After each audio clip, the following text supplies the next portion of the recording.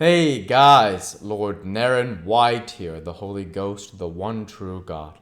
Back with you with the next video in my series reading The Invisible Man by H.G. Wells. Without further ado, returning to The Invisible Man as read by Lord Naren White.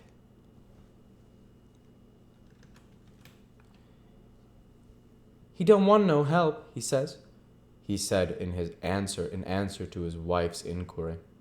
We'd better be a-taking of his luggage in. He ought to have it cauterized at once, said Mr. Huckster, especially if it's at all inflamed. I'd shoot in, that's what I'd do, said a lady in the group. Suddenly, the dog began growling again. Come along, cried an angry voice in the doorway, and there stood the muffled stranger with his collar turned up and his hat brim bent down. The sooner you get those things in, the better I'll be pleased. It is stated by an anonymous bystander that his trousers and gloves had been changed. Was you hurt, sir? Said Fearenside. I'm rare sorry the dog... Not a bit, said the stranger. Never broke the skin. Hurry up with those things. He then swore to himself, so Mr. Hall asserts. Directly the first crate was, in accordance with his directions, carried into the parlor. The stranger flung himself upon it with extraordinary eagerness and began to unpack it, scattering the straw with an utter disregard of Mr. Hall's carpet, and from it he began to produce bottles, little fat bottles containing powders, small and slender bottles containing colored and white fluids, fluted blue bottles labeled poison, bottles with round bodies and slender necks, large green glass bottles, large white glass bottles, bottles with glass stoppers and frosted labels, bottles with fine corks, bottles with bungs, bottles with wooden caps, wine bottles, salad oil bottles, putting them in rows on the chiffonier, on the mantel, on the table under the window, round the floor, on the bookshelf, everywhere. The chemist's shop in Bramblehurst could not boast half so many. Quite a sight it was. Crate after crate yielded bottles, until all 6 were empty, and the table high with straw. The only things that came out of these crates besides the bottles were a number of test tubes and a carefully packed balance. And directly the crates were unpacked, the stranger went to the window and set to work, not troubling in the least of the litter of straw. The fire which had gone out, the box of books outside, nor for the trunk and other luggage that had gone upstairs. When Mrs. Hall took his dinner into him, he was already so absorbed in his work, pouring out little drops of the bottles into test tubes, that he did not hear until she had swept away the bulk of the straw and put the tray on the table, with some little emphasis perhaps, seeing the state that the floor was in. Then he half turned his head and immediately turned it away again. But she saw he had removed his glasses. They were beside him on the table, and it seemed to her that his eye sockets were extraordinarily hollow. He put on his spectacles again, and then turned and faced her. She was about to complain of the straw on the floor when he anticipated her. I wish you wouldn't come in without knocking, he said in the abnormal exasperation that seemed so characteristic of him. I knocked, but seemingly perhaps you did. But in my investigations, my really very urgent and necessary investigations, the slightest disturbance, the jar of a door, I must ask you. Certainly, sir. You can turn the lock if you're like that, any time. A very good idea, said the stranger. This drawer, sir. If I might make so bold as to remark, don't. If the straw makes trouble, put it down in the bill. And he mumbled at her, words suspiciously like curses. He was so odd, standing there, so aggressive and explosive, bottle in one hand and test tube in the other, that Mrs. Hall was quite alarmed. But she was a resolute woman. In which case I should like to know, sir, what you consider a shilling. Put down a shilling. Surely a shilling's enough. So be it, said Mrs. Hall, taking up the tablecloth and beginning to spread it over the table. If you're satisfied, of course. He turned and sat down, with his coat collar toward her. All the afternoon he worked with the door locked and, as Mrs. Hall testifies, for the most part in silence. But once there was a concussion and a sound of bottles ringing together as though the table had been hit, and the smash of a bottle flung violently down, and then a rapid pacing athwart the room. Fearing something was the matter, she went to the door and listened, not caring to knock. "I can't go on," he was raving. "I can't go on.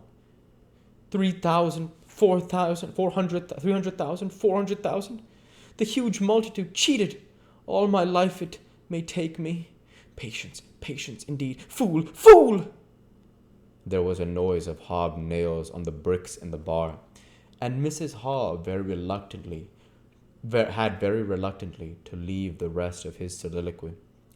When she returned, the room was silent again, save for the faint crepitation of his chair and the occasional clink of a bottle. It was all over. The stranger had resumed work. When she had took in his tea, she saw broken glass in the corner of the room under the concave mirror, and a golden stain that had been carelessly wiped. She called attention to it. "Put it down in the bill," snapped her visitor. "For God's sakes, don't worry me. If there's damage done, put it down in the bill." And he went on ticking a list in the exercise book before him. "I'll tell you something," said Fear inside mysteriously. It was late in the afternoon, and they were in the little beer shop of Ipping Hanger. "Well," said Teddy Henfrey, this chap you're speaking of, what my dog bit, well, he's black. Leastways, his legs are. I see through the tear of his trousers and the tear of his glove. You'd have expected a sort of pinky to show, wouldn't you? Well, there wasn't none, just blackness. I tell you, he's as black as my hat." "My sakes," said Henfrey. "It's a rummy case altogether. Why, his nose is as pink as paint." "That's true," said Fear inside. "I knows that, and I tell 'ee what I'm thinking. That marn's a piebald, Teddy. Black here and white there, in patches, and he's ashamed of it. He's a kind of half-breed, and the colours come off patchy instead of mixing. I've heard of such things before, and it's the common way with horses, as anyone can see." Chapter 4. Mr. Cuss interviews the stranger. I have told the circumstances of the stranger's arrival in Ipping with a certain fullness of detail, in order that the curious impression he created may be understood by the reader. But excepting two odd incidents, the circumstances of his stay until the extraordinary day of the club festival may be passed over very cursorily. There were a number of skirmishes with Mrs. Hall on matters of domestic discipline, but in every case, until late April, when the first signs of penury began, he overrode her by the easy expedient of an extra payment. Hall did not like him, and whenever he dared, he talked of the advisability of getting rid of him. But he showed his dislike chiefly by concealing it ostentatiously, and avoiding his visitor as much as possible. "Wait till the summer," said Mrs. Hall sagely, "when the artistes are beginning to come. Then we'll see. He may be a bit overbearing, but bills settled punctual bills settled punctual, whatever you'd like to say."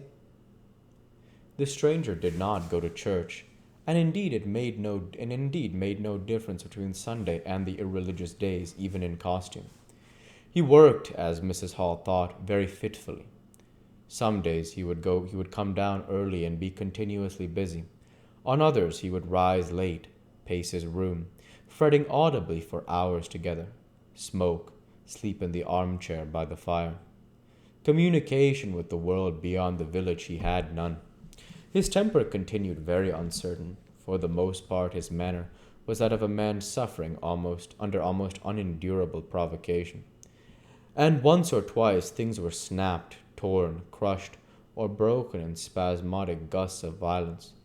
He seemed under a chronic irritation of the greatest intensity. His habit of talking to himself in a low voice grew steadily upon him, but though Mrs. Hall listened conscientiously, she could make neither head nor tail of what she heard.